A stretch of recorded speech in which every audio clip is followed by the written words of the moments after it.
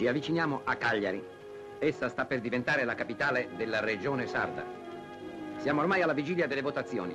Animazione in città come del resto in tutta l'isola, dove la campagna è stata vivacissima e dimostrativa di un alto livello di maturità politica. Dopo la Sicilia, la Sardegna è una delle prime regioni a eleggere il suo consiglio. 10 liste, 60 seggi ripartiti sui 3 collegi, Cagliari, Sassari, Nuoro.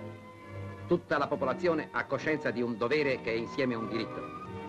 La domenica elettorale, dopo settimane di dibattiti e comizi, si svolge nella calma più cosciente.